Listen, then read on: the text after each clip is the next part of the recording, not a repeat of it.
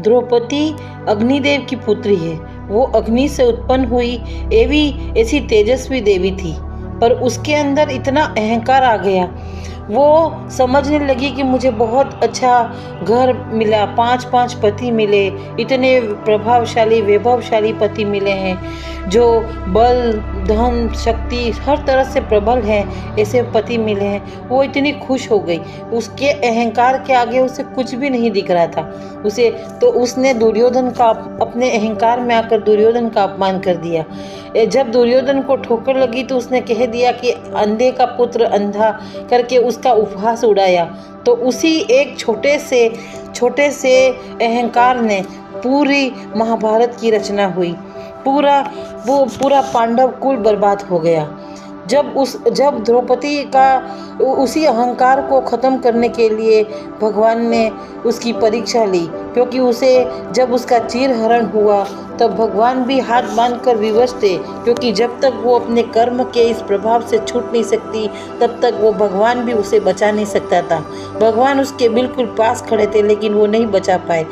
जब द्रौपदी ने सबसे याचनाएं की, अपने परिवार वालों से, अपने कुल विशेष जितने बड़े गुरु बेटे हुए थे उस सभा में, उन सभी से, यहाँ तक अपने पति भी उसकी मदद नहीं कर पाए। सबसे याचना रोते हुए वो याचना करी, तब उसकी अंतरात्मा निर्मल हुई। उसे पता चला कि इस धरती पर कोई किसी का नहीं है, क्योंकि कर्म ही है ऐसा है। मैंने कुछ ऐसा कर्म किया, आज मैं इतनी विवश हो गई। तो फिर उसने भगवान से पुकार मांगी और वो भगवान तुरंत उसकी रक्षा करने के लिए वहां आ गए, क्योंकि उसका अहंकार आंसुओं में धुल चुका था, उसका अहंकार बह चुका था, उसे वास्तविक लोगों की पहचान हो चुकी थी। तब जाके भगवान ने उसकी मदद करी और उसके चरित्र की रक्षा करी। भगवान उसके चरित्र को कभी भी कलंकित नहीं होने देते थे, क्योंकि भगवान ने तो ये सिर्फ एक रचना करी थी, क्योंकि उसके अहंकार से पट्टी उतरनी थी।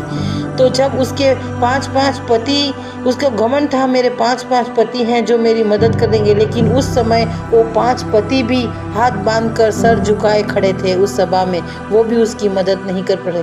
तब उसकी आंखों से पट्टी उतरी और उसे पता चला कि अपनी आत्मरक्षा केवल भगवान के सिवा कोई कर नहीं सकता है और अच्छा कर्म ही भगवान को हमारे पास ला सकता है।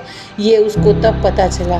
तो भगवान ने अच्छे के अहंकार को तोड़ दिया है। तो इसीलिए हमेशा सरल स्वभावी रहे और अच्छे कर्म कीजिए, क्योंकि कर्म के आगे भगवान भी झुक जाता है।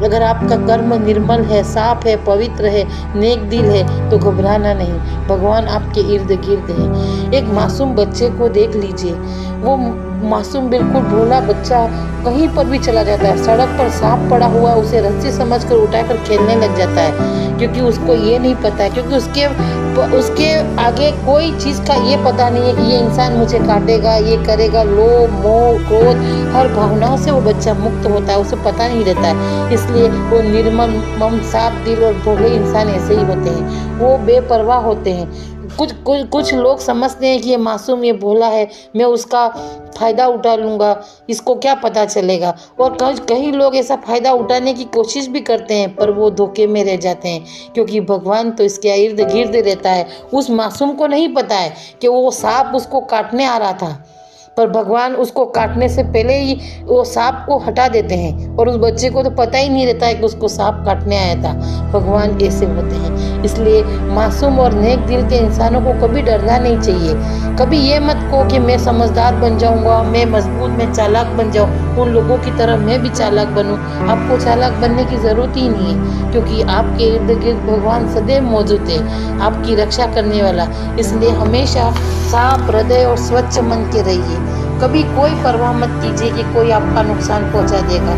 अगर नुकसान पहुंचा भी दे तो वो थोड़ी देर के लिए उसका भ्रम होगा, क्योंकि आपको कभी कोई हार्म नहीं पहुंचा सकता है। भगवान हमेशा नतमस्तक रहता है ऐसे लोगों के लिए। इसलिए हमेशा अच्छे कर्म कीजिए, कर्म ही सबसे महान है।